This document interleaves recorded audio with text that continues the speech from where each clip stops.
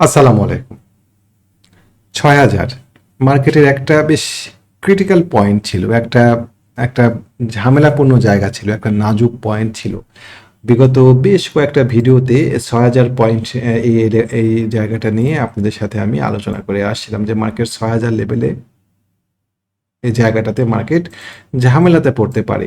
আমরা এই জায়গাতে কিছুটা সতর্ক হওয়ার সংকেত দিচ্ছিলাম। আমাদের যে হোয়াটসঅ্যাপ গ্রুপ আছে সেই গ্রুপে আমরা গত ১৪ তারিখের পর থেকেই মার্কেট সামনে কারেকশন হতে পারে, মার্কেট সামনে স্লো হতে পারে এই বিষয়টা নিয়ে আলোচনা করছিলাম এবং 30% শেয়ার প্রফিটে থাকা 30% শেয়ার থেকে প্রফিট লক করার পরামর্শ দেওয়া হয়েছিল সেই গ্রুপে। যাই হোক, ৬,০০০ লেভেল এই জায়গাটাতে আমরা বিগত প্রায় ১০ বছরের রেজিস্ট্যান্স দেখতে পাচ্ছি।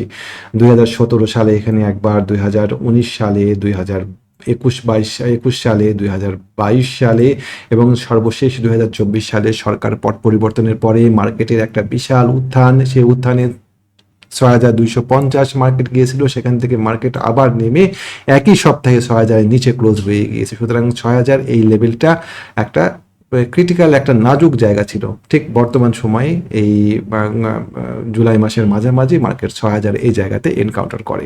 মার্কেটের এই জায়গাতে একই সাথে আমরা এবিসিডি প্যাটার্ন দেখতে পাই। আমাদের এটা এ বি বাহু, বিসি বাহু এবং সিডি বাহু। এ বি সি ডি, এটা একটা ক্লাসিক এবিসিডি হারমোনিক প্যাটার্ন ছিল। যারা আমরা এবিসিডি প্যাটার্ন জানি তারা আমরা এখানে একটা পরিষ্কার এবিসিডি প্যাটার্ন দেখা যাচ্ছিল। এর পাশাপাশি এখানে ফিবোনাকি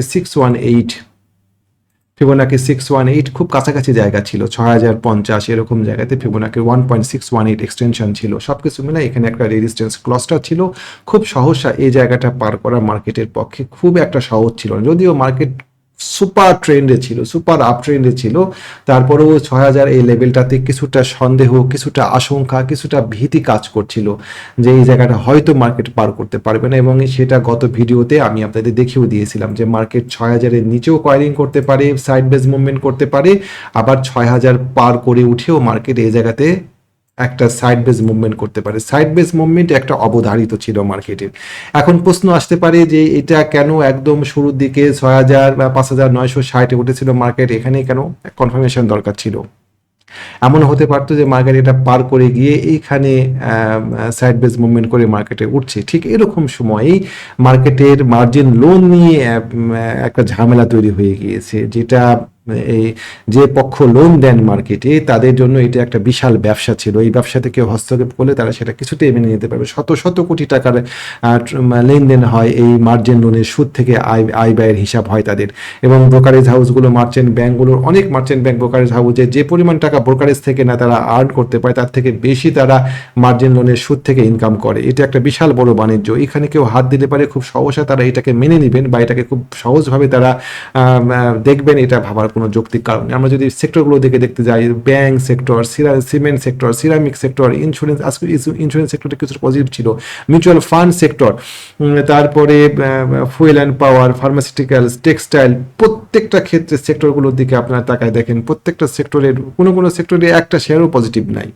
কেমন এইটা কৃত্রিমতা। এই কৃত্রিমতা খুব বেশি দিন মার্কেটকে তারা ধরে রাখতে পারে, এই কৃত্রিম পরিবেশ তারা খুব বেশিক্ষণ তৈরি করে রাখতে পারবে না। ডেফিনেটলি এর একটা পরিবর্তন আসবে, ডেফিনেটলি এই সিচুয়েশন পরিবর্তন হবে। টেক্সটাইল, মিউচুয়াল ফান্ড, এই দুইটা সেক্টর মার্কেটে খুবই চমৎকার পজিশনে আছে।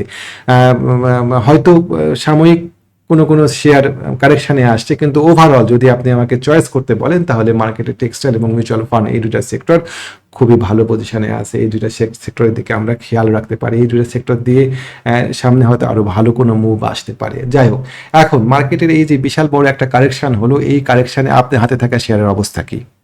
এই শেয়ার আমি দেখছিলাম যে কোনো শেয়ারের কারেকশানটা একটু বেশি হচ্ছে, কোনো শেয়ার খুব বেশি পড়ছে। নিশ্চয়ই আপনার কাছে একটা ট্রেড প্ল্যান আছে যে আপনি যে শেয়ারটা নিয়ে কিনেছিলেন সেই শেয়ারটা কেন কিনেছিলেন, সেই শেয়ারটা কোথায় কিনেছিলেন, সেই শেয়ারটার ট্রেড প্ল্যান কি, যদি শেয়ারটা মুভ করে তাহলে কোথায় প্রফিট করে নিয়ে নেবেন, যদি শেয়ারটা মুভ না করে তাহলে পরে কোথায় স্টপ লস নেবেন। এটা হচ্ছে ট্রেড প্ল্যান। আপনি কতগুলো শেয়ার কিনবেন? আপনার কাছে 10 লক্ষ টাকা আছে, একটা শেয়ার ভালো লাগছে বা কেউ একটা শেয়ার কিনতে বলছে, আপনি কি 10 লক্ষ টাকা দিয়ে শেয়ারটা কিনেছেন? যদি 10 লক্ষ টাকা দিয়ে শেয়ার কিনেন, তাহলে কেনার সময় কি আপনি লসটা হিসাব করেছিলেন যে এইটুকু লস হলে পারে আপনি শান্ত থাকতে পারবেন, এইটুকু লস থাকলে পারে আপনার স্লিপিং পয়েন্ট ঠিক থাকবে, এইটুকু লস হলে পারে আপনি ডিমোটিভেটেড হবেন না, এইটুকু লস হলে পারে আপনি রিভেঞ্জ ট্রেড নেবেন না? রিভেঞ্জ ট্রেড মার্কেটের সবচেয়ে বড় শত্রু, যে একটা লস হলো, লসটা কভার করার জন্য মরিয়া হয়ে আরেকটা শেয়ার কেনা, একে বলা হয় রিভেঞ্জ ট্রেড করা। এই বিষয়গুলো আমরা অবশ্যই শেয়ার কেনার সময় খেয়াল রাখবো, যে আপনি এটাকে ট্রেড প্ল্যান বলে। ট্রেড প্ল্যান ছাড়া আমাদের লস হওয়ার একটা বড় কারণ হচ্ছে ট্রেড প্ল্যান না থাকা। ডেফিনেটলি আমরা স্টপ লস নিতে পারি না। আমাদের 10 লক্ষ টাকা থাকলে সব টাকা দিয়ে একটা শেয়ার কিনি, তারপরে লস যখন 50,000 টাকা হয়, লাভ মনে মনে চিন্তা করি যে এই তো লস রিকভারি হবে, তারপরে এটা বাড়তে বাড়তে। কিন্তু যদি আমরা লস সাইজ ঠিক রাখি, যে ঠিক আছে আমি আমার 10 লক্ষ টাকাকে ভাগ করে নিয়ে আমি এন্ট্রি নিব, আমি এইটুকু লস নিব। তো যাই হোক, যেটা বলছিলাম আর কি, যে আপনার কাছে যে শেয়ারগুলো আছে সেই শেয়ারগুলোতে নিশ্চয়ই আপনার ট্রেড প্ল্যান আছে। যদি ট্রেড প্ল্যান থাকে, যদি আপনার শেয়ারে স্টপ লস হিট করে, তাহলে পরে আপনার সামনে দুইটা রাস্তা খোলা আছে। নাম্বার 1, আপনি আপাতত মার্কেট থেকে দূরে থাকেন, মার্কেটকে স্টেবল হতে দেন। মার্কেট পড়ে একদম একদম 5,000-এ চলে আসবে না, বিলিভ মি।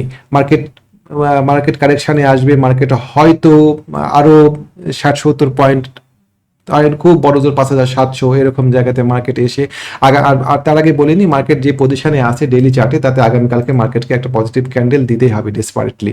তো যাই হোক, মার্কেট হয়তো আরো 80 পয়েন্ট পড়লে যদি পরে, তাহলে এবার মার্কেট আবার রিকভারি করবে। মার্কেটকে স্টেবল হতে দেন, স্থিত হতে দেন। তারপরে আপনি মার্কেটে, যখন মার্কেট দেখবেন যে এরকম সাইড বেজ মুভমেন্টে সে একটা তলানি পেয়েছে, আপনি তখন মার্কেটে এন্ট্রি দেন, অথবা 6,000 পার করে এন্ট্রি দেন, দূরে থাকেন মার্কেটে। মার্কেটে সবসময় ব্যবসা করতে হবে এমন না, এই মার্কেটে কখন ব্যবসা করব না এটাও জানতে হবে।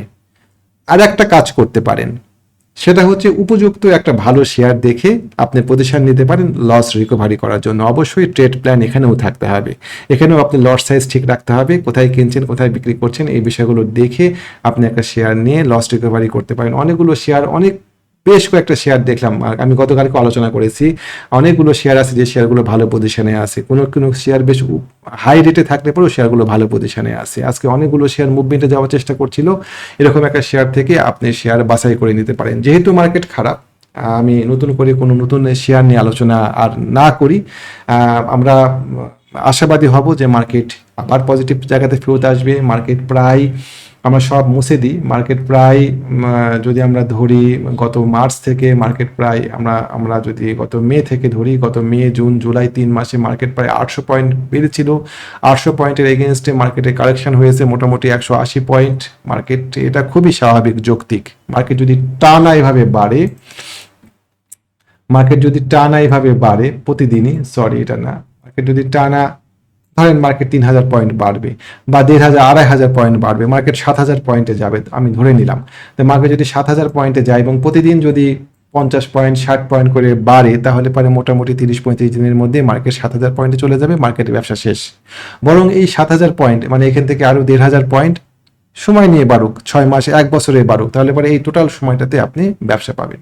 তো এইটা হচ্ছে এখন সবচাইতে সম্ভব দুটা ভালো পদক্ষেপ আপনার জন্য, যে মার্কেটে আপনার যদি শেয়ারে স্টপ লস হিট করে যায়, মার্কেট থেকে আপনি দূরে থাকেন, নতুন শেয়ার কেনার দরকার নাই, রিভেঞ্জ ট্রেড করার দরকার নাই, চুপচাপ থাকেন। অথবা যদি আপনার কাছে মনে হয় যে না, একটা শেয়ার খুব ভালো লস রিকভারি হবে, তাহলে আপনি সেই শেয়ারটাতে এন্ট্রি দিবেন, অবশ্যই ট্রেড প্ল্যান খেয়াল রেখে, যৌক্তিক অবস্থাতে, যৌক্তিক পজিশনে। তো আজকে এ পর্যন্তই থাকলো, ভিডিও আর বড় না করি। আমরা আগামী দিন নতুন কোনো ভিডিও নিয়ে আবার আপনার সামনে উপস্থিত হব।